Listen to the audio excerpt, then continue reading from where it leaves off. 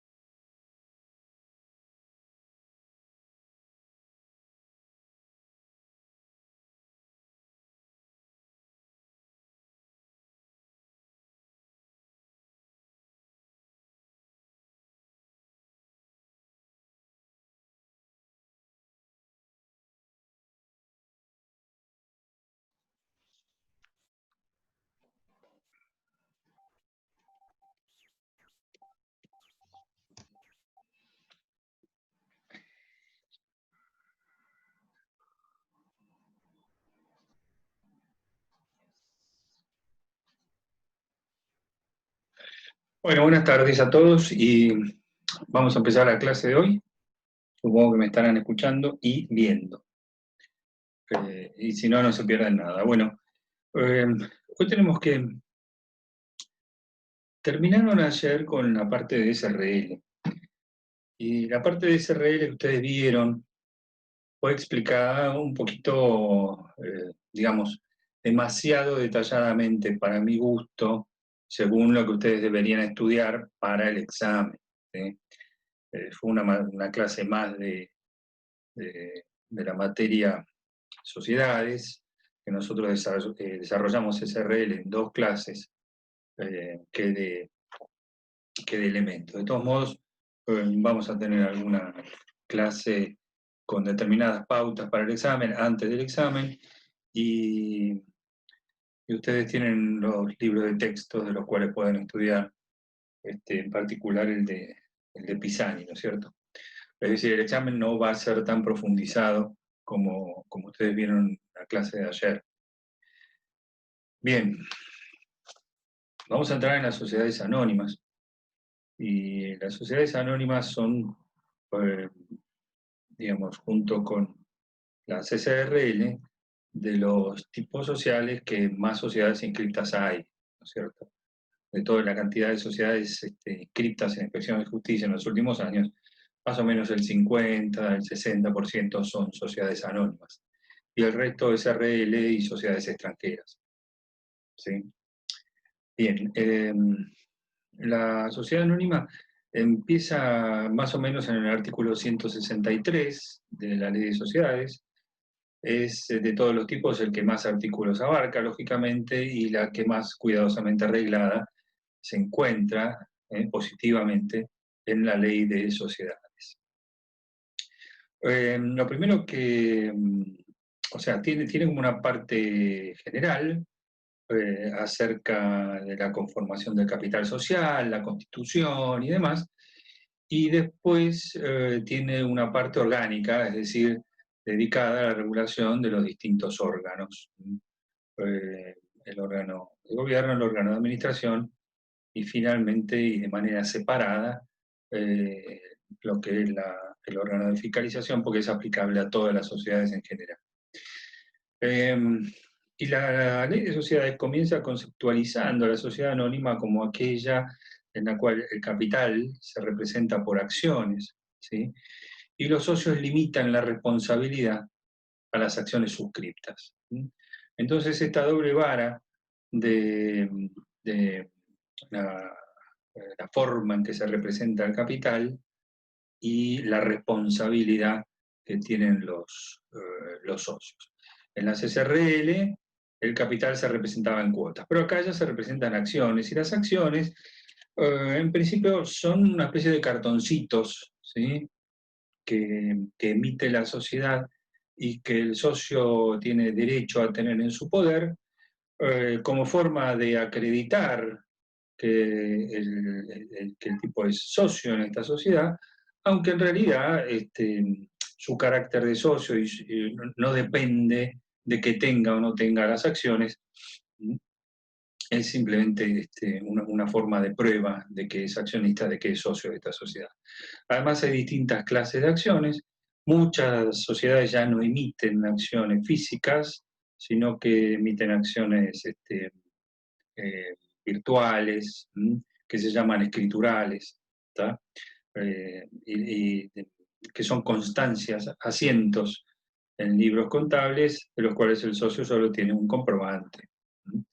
Pero bueno, tradicionalmente han sido estos cartoncitos, estas láminas de papel que tienen una serie de requisitos formales que están alrededor del artículo 208 y siguientes y que acreditan la calidad de socio. ¿Sí? La sociedad anónima es la primera de las sociedades que vemos que, además de constituirse por escrito, como los restantes tipos sociales, exige que se constituya mediante un instrumento público particular, que es la escritura pública. ¿Sí? Ustedes, si no vieron, van a ver que hay distintas clases de instrumentos públicos.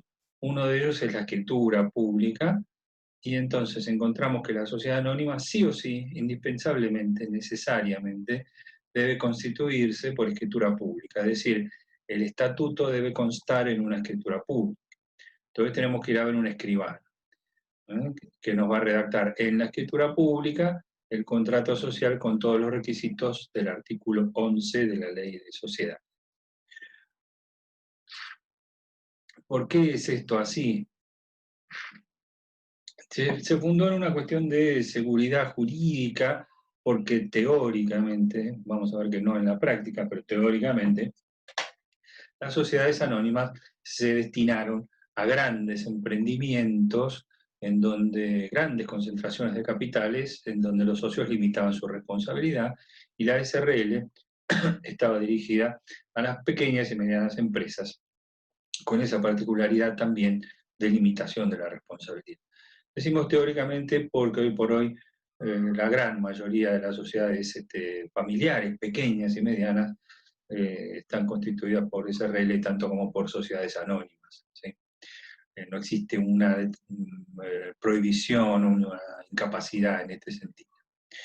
Entonces se dijo, bueno, como estas sociedades anónimas son las destinatarias de los grandes emprendimientos que se van a mover en la comunidad en general, entonces es necesario que exista el control de un escribano que la labre en escritura pública, bla, bla, bla, pero todo esto es medio un verso. ¿Cuál fue la realidad de esta situación? Bueno, en el Código de Comercio, la regulación sobre sociedades imponía que todas las sociedades fueran hechas por escritura pública. Cuando se fue a sancionar la ley de sociedades, el anteproyecto preveía que ninguna sociedad fuera constituida por escritura pública. Y vos sabés que cuando pones una ley a consideración del Congreso, empiezan a moverse determinados lobbies a los cuales de alguna manera los afecta. ¿tá? Entonces, fuertemente influyeron los escribanos para que, bueno, al menos una importante porción de la sociedad que se inscriben debiera pasar por la escribanía, por la escritura pública. Hoy por hoy, los escribanos se encargan tanto de llevar adelante la constitución de sociedades anónimas, como también muchas sociedades, muchas SRL, se encomiendan a los escribanos para que también las constituyan, se constituyen también mediante escritura pública, es, digamos, una costumbre. Pero en el caso de las SRL no es obligatorio, como sí lo es en el caso de las sociedades anónimas, y si no lo haces así, la IGJ te va a rechazar la inscripción. ¿Sí? Bueno, y Hay dos formas de constituir básicamente una sociedad anónima. No las vamos a estudiar en profundidad porque ya les digo, simplemente se las voy a mencionar para que ustedes las sepan, porque no estamos en un curso de sociedades, sino de elementos de derecho comercial, por muy horrible que a mí me parezca. Pero bueno, dos formas hay. Una de ellas está muy, digamos, muy normada, ¿sí? Muy reglada, que se llama por suscripción pública y que nosotros no la vamos a estudiar ni acá ni en sociedad. Te explico por qué. Porque a mí no me interesa estudiar cuestiones que no existen en la práctica, porque no tiene sentido que perdamos el tiempo. Si vamos a saber que existe. ¿Por qué no existen en la práctica? Porque desde que se sancionó la ley de sociedades no hubo ni una sola sociedad que se constituyera por suscripción pública. ¿Esto qué significa la constitución por suscripción pública? Simplemente sepan ustedes que es una forma mediante la cual determinados interesados en llevar adelante una sociedad, en constituir una sociedad, hacen una especie de procedimiento por el cual se llama a todos aquellos, se llama públicamente, ¿sí? Mediante una publicación de avisos legales, se llama públicamente a todo aquel que quiera constituir esta sociedad, participar en esta sociedad, a que haga un aporte, ¿sí? En un banco determinado, y luego de que se cierra el plazo para hacer ese aporte, se hace lo que se llama una asamblea fundacional, ¿sí? En esa asamblea fundacional se dispone si se va a llevar a cabo o no la sociedad y se dispone cómo va a ser el estatuto, quiénes son los administradores, quiénes son los socios, cuál es el capital social, cómo se va a llamar y bla, bla, bla. Suena interesante, me señala Pablo, que tiene razón, suena interesante, pero nunca se hizo. Bueno, y esa acta fundacional es la que se inscribe como, como contrato social, como estatuto. Fíjense que es en el único caso en donde no se necesita escritura pública. Directamente se inscribe ese instrumento privado, que es ¿cómo se llama? El acta de la Asamblea Fundacional. Ahora, nunca se hizo una sociedad así. Yo creo que empieza también con un problema de costos porque debe contratarse un banco que es una especie de fiduciario, es una especie de representante de todos los aportantes, entonces ya empieza con encarecerse todo el camino, que es bastante burocrático. La otra forma de constitución, si ustedes tienen ganas, dudo, pero si ustedes tienen ganas, agarran ahí la ley de sociedades y a partir del artículo 160 y pico van a encontrar todos los pasos necesarios para, para constituir una sociedad por suscripción pública. La otra forma de constitución es la forma común en la que se inscriben todas las sociedades. Es decir, hay que hacer el estatuto, como dijimos, en una escritura pública, hay que adjuntar la constancia del aporte que se ha realizado de la sociedad para demostrar en la Inspección General de Justicia que se ha efectivamente realizado el aporte. Hay que adjuntar ciertas publicaciones legales, porque en el caso de las SRL y de las sociedades anónimas hay que hacer un aviso en el diario de publicaciones legales, es decir, en el boletín oficial y en un diario de amplia circulación. Además hay que hacer una especie, el abogado que presenta para la inscripción la sociedad en la IGJ tiene que hacer una especie de, se llama un dictamen, un predictamen, asumiendo una especie de responsabilidad, pero más que nada diciendo que se cumple eso, el dictamen de precalificación legal, me señala acá Santiago, en donde señala que creo que es algo así, ¿no? Si no, corregime, donde se señala que están cumplidos los requisitos que prevé la ley. Sí, exactamente. Perdón, buenas tardes. A veces lo tiene que hacer el escribano cuando es el momento de inscripción, dependiendo del instrumento. Eso pasa más en asociaciones civiles, pero sí, la idea es esa. Bien, bien, muy bien.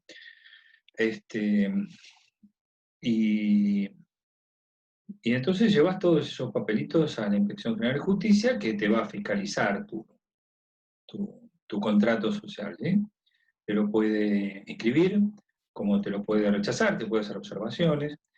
frente a este rechazo vos tenés la posibilidad de enmendarlas o de recurrir en apelación ante la Cámara Comercial si no estás de acuerdo. ¿Sí?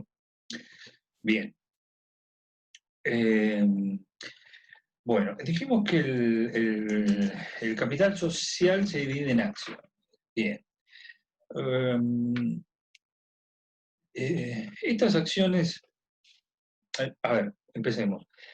También es la primera de las sociedades que vamos a ver que tiene un capital mínimo, ¿sí? Obligatorio. En las restantes sociedades, la ley de sociedades no exige un capital mínimo obligatorio, aunque hay una muy antigua jurisprudencia inveterada de lo que antes se llamaba el juzgado de registro. ¿Sí? La IGJ antes eh, no estaba en la órbita de la administración pública, sino del Poder Judicial, y el juzgado de registro era un juzgado comercial. ¿Sí? Había 25 juzgados y el juzgado de registro. El juez de registro sacó una jurisprudencia en el año 70 y pico, una causa que se llamaba Beca Constructora, en donde dijo, bueno, si bien solamente se exige un capital social mínimo positivo para las sociedades anónimas, lo cierto es que el capital social de todas las sociedades debe estar adecuado al objeto social. ¿Eh? En ese caso, Beca Constructora era una SRL donde los socios hicieron un capital mínimo tan bajo que no podía comprar ni 5 ladrillos. ¿Viste? Entonces el juez de registro le dijo, a ver, si ustedes tienen como objeto la construcción de edificios, no me vengan con un capital de 500 mangos, porque la sociedad nace ya lo que se llama, y vamos a estudiar en otra oportunidad, infracapitalizada. ¿Sí? Es decir, el capital social que figura en el estatuto como garantía para terceros ya no existe, ya es pura deuda, cuando la sociedad ya nace. ¿Eh? Y eso no puede ser admitido, no debería ser. Bueno, muy bien. La sociedad anónima entonces tiene un capital social mínimo que yo no recuerdo de cuánto es, Santiago, porque fue modificándose. ¿Sí? No sé si son 3 partes. ¿Eh? No, 100.000 ahora, 100.000 pesos. 100.000 pesos. Bueno, fíjense. Fue 12.000 durante muchísimo. Bueno, Y lo actualizaron. Lo actualizaron, no me acuerdo ahora el año, pero fue hace relativamente poco. Creo que en el 2012 se dice. Sí, puede ser, tranquilamente. Si no fue 2012, fue 2014, 2010, pero por ahí, sí. No fue el año pasado y no fue en el 2008, ponele. Sí, puede ser. Bueno. Sí, yo porque lo estoy viendo en la ley, la tengo abierta acá. Eso es. Bueno, me parece muy bien. Fíjense ustedes, ¿no? 100.000 pesos es. Hasta hace un tiempo, fue durante muchísimo tiempo, fueron 12.000 pesos. Y ahora el capital social mínimo obligatorio para las sociedades anónimas es de 100.000 pesos. Entonces, de todas maneras, es una risa, porque cuando, no sé si ya lo hemos visto, pero hay un piso mínimo de integración del capital cuando es en dinero del 25% en el momento en el que se firma el contrato, en el momento de suscripción del contrato. ¿Esto qué significa? Que cuando yo voy a escribir el contrato de IGJ, yo tengo que tener integrado el 25% del capital social como mínimo. ¿Sí? Entonces, hoy por hoy podemos constituir una sociedad anónima con 25.000 pesos. ¿Sí? Con 25.000 pesos no ponemos ningún emprendimiento, ningún negocio, ni nada. ¿Está? La IGJ y muchos otros entes, dice Santiago, tienen como requisito que el capital social sea adecuado al objeto social que la entidad pretende desarrollar. También. Pero bueno, la IGJ pasa, digamos, es un órgano de la administración pública que sigue los lineamientos políticos de la administración pública. ¿Sí? Entonces, a veces se ponen más exigentes y a veces no, de acuerdo a la orientación política del gobierno que tienen. ¿Sí? Hay gobiernos que son, digamos, que tienen una política más amplia, ¿sí? Como tuvo el gobierno anterior, de permitir un montón de cosas que ahora no se permiten. ¿Sí? Bueno, eso es una cuestión de política del órgano. Bueno, muy bien. Entonces ahí tenemos que se exige un capital mínimo y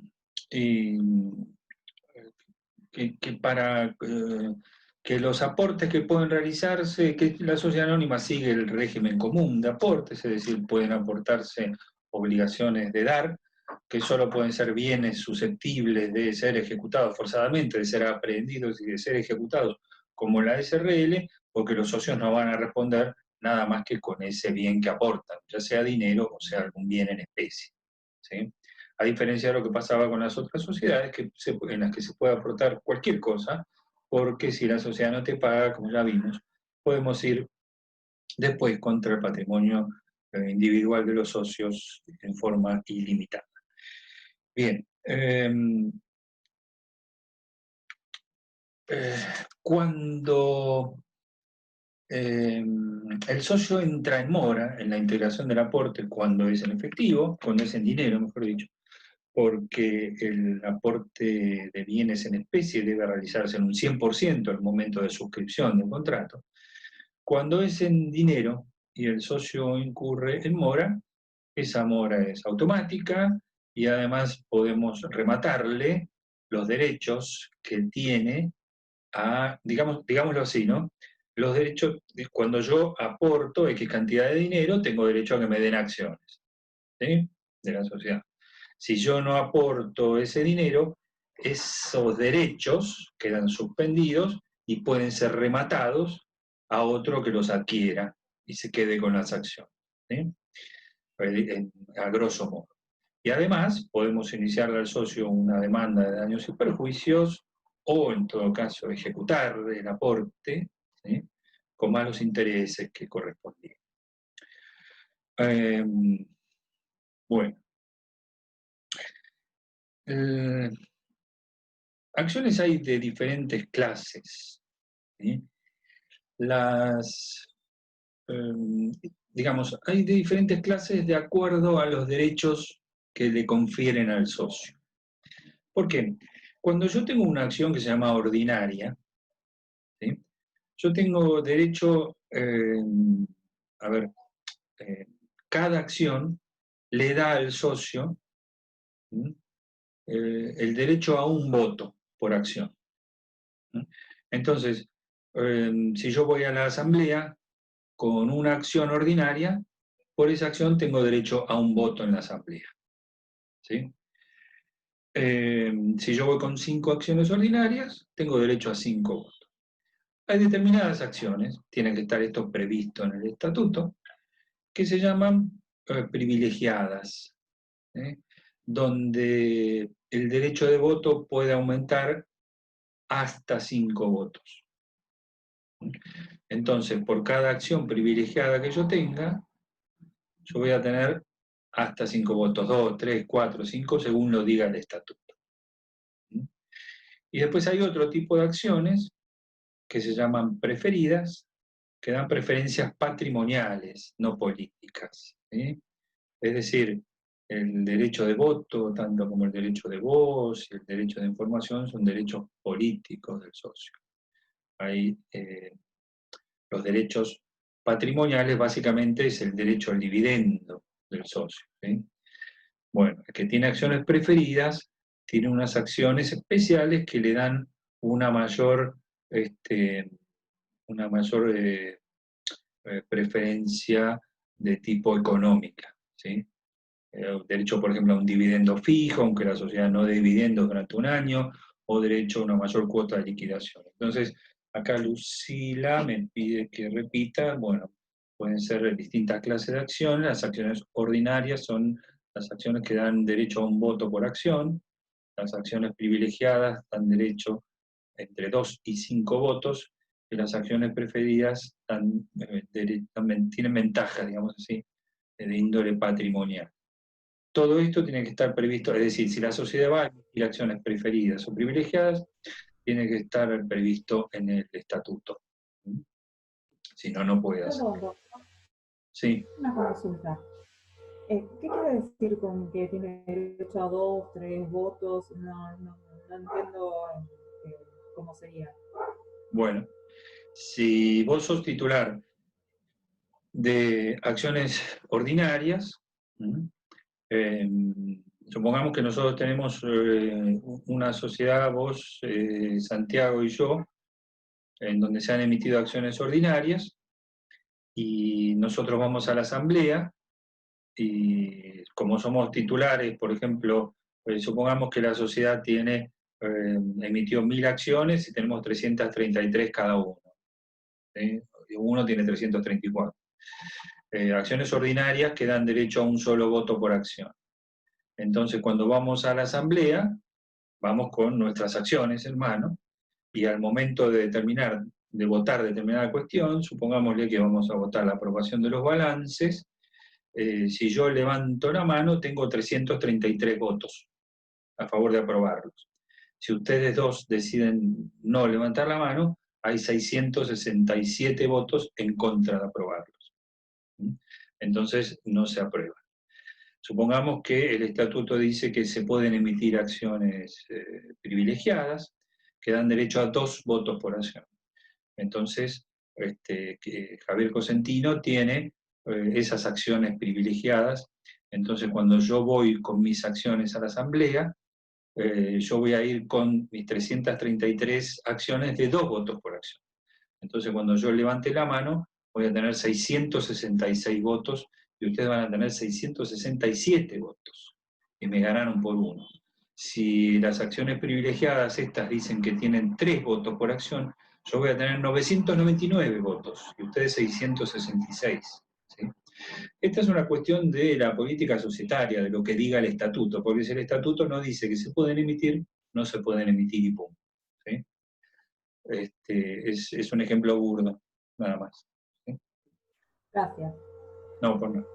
Bueno, entonces ahí tenemos distintas, que hay posibilidad de emitir distintas clases de acción.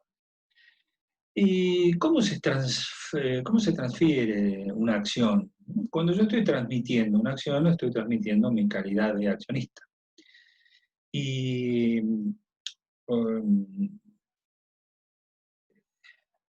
existen en la ley de sociedades distintas formas de emisión de acciones, básicamente acciones que se llaman nominativas y acciones que se llaman al portador. Las acciones al portador se transmiten como se transmite cualquier título al portador. Nosotros vamos a ver títulos en la segunda parte, pero básicamente, digamos que un título al portador se transmite mediante la simple entrega del título. El portador del título, el que tiene el título en la mano y lo exhibe, es el titular de ese derecho. ¿Está? Bueno, está previsto en la ley de sociedades que se pueden emitir acciones al portador y también está previsto que se pueden emitir acciones nominativas. ¿Qué significa nominativas? Lo contrario a lo que significa el portador, es decir, que el título tiene nominado al titular del derecho, ¿sí? Al dueño, digamos así, del título, al portador legitimado del título. Está nominado en la propia acción. En la propia acción dice quién es el socio. Y se transmite de una forma especial. Las acciones pueden ser nominativas endosables o no endosables. Que se transmiten, que son acciones nominativas endosables, significa que para transmitir el título tengo que tenerlo, como siempre, ¿no? No puedo transmitir un título que no tengo. Parece como obvio, vamos a estudiar en su momento qué particularidades tiene esto. Y que para transmitir entonces un título endosable tengo que tener el título, mostrarlo, hacer entrega del título, pero además en el dorso endosable firmarlo y entonces dárselo firmado al nuevo portador que va a colocar su nombre. Por eso es nominativo. Y cuando son nominativos no endosables, se transmiten mediante un contrato de cesión de derechos. Ahora, en nuestra ley positiva, hoy, en nuestro medio, ha quedado derogada esa posibilidad de emitir acciones al portador y de emitir acciones endosables. Entonces, las únicas acciones mediante la ley de nominatividad de acciones, que es posterior a la ley de sociedades, que hoy por hoy pueden emitirse y transferirse en nuestros derechos son acciones nominativas no endosadas. Entonces, para transmitir una acción, yo tengo que hacer entrega de la acción, que tiene que tener aparte, tiene que estar nominada, ¿sí? En acción con mi nombre, yo soy el socio, hacer entrega de la acción y transmitirla mediante un contrato de cesión de derechos, notificando a la sociedad para que la sociedad anote en sus libros quién es el nuevo titular de esas acciones, quién es el nuevo socio. Las acciones como principio son libremente transmisibles, ¿sí? ¿Se acuerdan? No sé si lo vimos acá o no, pero las partes de interés de una sociedad colectiva no son libremente transmisibles porque son sociedades personales. Entonces, si yo soy socio de una sociedad colectiva, para poder irme de la sociedad, para poder vender mi participación, requiero de la unanimidad del 100% de los restantes socios. Si no, no puedo, precisamente porque es una sociedad personal. En cambio, en este caso, yo agarro las acciones y se las vendo a quien yo quiero. El que las compra es el nuevo socio y la sociedad no puede resistir al nuevo socio, porque las acciones son libremente transmisibles.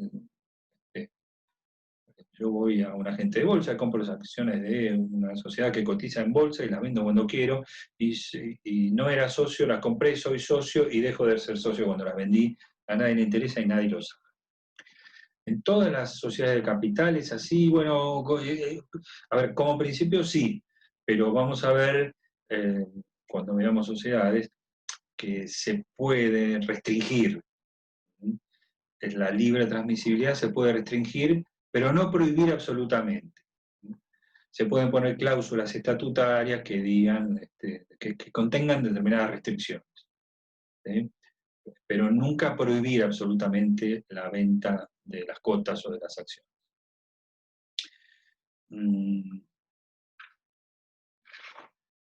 Bien.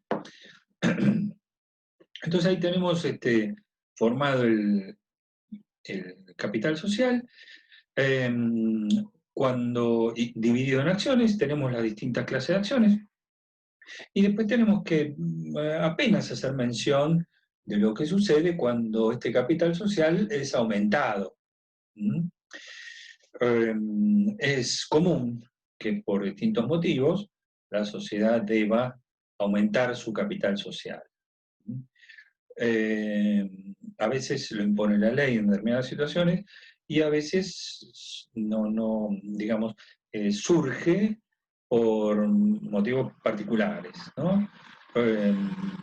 Por ejemplo, el directorio propone a los socios aumentar el capital social para un determinado negocio, para abrir una sucursal en el interior del país, en un lugar, en una provincia que da ventajas fiscales. Entonces les propone a los socios que pongan más plata. Esto significa aumentar el capital social, pongan más dinero. Los socios lo van a votar y van a decidir si quieren poner más dinero o si no quieren poner más dinero, ¿sí? Ahora, tenemos que saber que cuando se produce un aumento de capital, entonces se van a emitir nuevas acciones, ¿sí? Y esas nuevas acciones que se emitan tienen que ser destinadas a los socios de la propia sociedad en la misma proporción que tienen. Eso hace que se mantenga lo que se llama la intangibilidad del capital social. ¿Esto qué significa? Vamos a la sociedad que teníamos recién con Mariano y Santiago de 333 acciones cada uno, Santiago tiene 334. Y entonces el capital social está formado por 1000 acciones de $1, entonces el capital social son 1000 pesos. Y viene el administrador de la sociedad y nos dice, yo aconsejo que aumentemos el capital social. Entonces nosotros decimos, bueno, ¿a cuánto? Y el tipo me dice, bueno, de 1000 pesos a 2000 pesos. Con eso ya tenemos fondos suficientes para manejarnos en un montón de cosas. Entonces decidimos que vamos a aumentar efectivamente en la asamblea, que vamos a aumentar el capital social de 1.000 a 2.000 pesos, se van a emitir unas 1.000 acciones nuevas, ¿sí? Esas 1.000 acciones nuevas, los socios tienen derecho a que se les entreguen a ellos en la misma proporción que tienen. Yo antes tenía 333 acciones sobre 1.000, es decir, tenía el 33%, y ahora voy a tener 666 acciones sobre 2.000, es decir, voy a tener el 33%. ¿Sí? Tengo derecho a que esto sea así. Ahora, fíjense ustedes, ¿no? En ese ejemplo que pusimos recién, Mariana y Santiago votan a favor de aumentar el capital social, pero Javier Cosentino, es decir, yo, no quiero poner un mango más, no tengo, entonces voto en contra. Sin embargo, perdí, entonces tengo que adecuarme. Entonces, esas 333 acciones que me correspondían a mí, yo digo, miren, yo no las quiero, porque yo no voté en contra, no tengo plata, no las quiero. ¿A quién se las van a ofrecer? A los otros dos socios, ¿sí? En la proporción que tienen, la mitad cada uno. Entonces yo voy a mantener 333 acciones, pero sobre 2.000 del total, ¿se entiende? O sea que mi participación en la sociedad disminuyó. Antes tenía el 33%, ahora voy a tener el 16%. Pero porque yo voluntariamente renuncié a esas acciones, que fueron ofrecidas a ellos dos. Y ellos antes tenían el 33% y ahora van a tener más, ¿sí? Van a tener todo aquello que yo no tengo, dividido entre los dos. Bueno, el aumento de capital, ¿sí? Es una maniobra bastante común cuando queremos licuar participaciones sociales. ¿A qué me refiero? En una sociedad, cuantas menos acciones tiene un socio, cuanto menor es su participación, menos derechos tiene. ¿Qué quiero decir con esto? Aunque yo sea titular de una sola acción sobre 10 millones, nadie me puede sacar determinados derechos, como por ejemplo a ir a la asamblea, como por ejemplo a votar con ese voto, como por ejemplo a hacerme escuchar. Sin embargo, dentro de la ley de sociedades, hay ciertos límites según los cuales, si vos tenés una X cantidad de acciones, por ejemplo, un 10% más, tenés determinados derechos. Si tenés un 5% o más, tenés otra serie de derechos.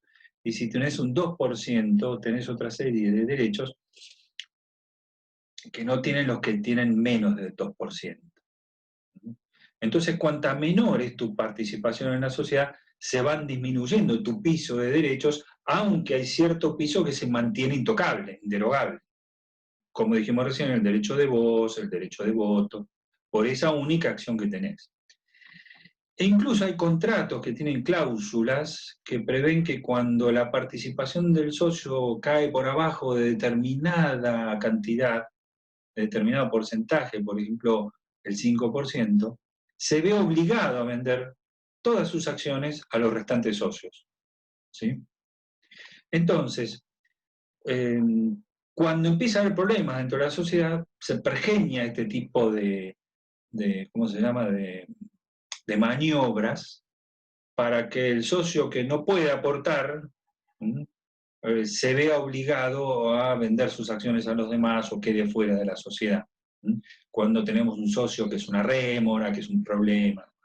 Por eso que ese aumento de capital, esto lo hacía a grandes rasgos, se lo digo, ¿no? Ese aumento de capital que se haga siempre tiene que estar justificado. Tiene que tener alguna justificación que no sea abusar de los socios que no pueden integrar ese capital social. Pero bueno, me interesaba que ustedes supieran que tengo derecho a eso que se llama intangibilidad de la participación social, frente a un aumento de capital, me las tienen que ofrecer a mí en la misma proporción que yo tengo. Cuando la sociedad busca, por ejemplo, terceros que pongan dinero, lo que hace es aumentar el capital social y ofrecer todas esas nuevas acciones a ese tercero, ¿sí?, que las compra y digamos, pone dinero en la sociedad a condición de quedarse con el paquete mayoritario. ¿Sí? JJ se va a cortar, me dicen. Bueno, se va a cortar, es verdad, y entonces nos volvemos a conectar un poquito más porque no queda mucho.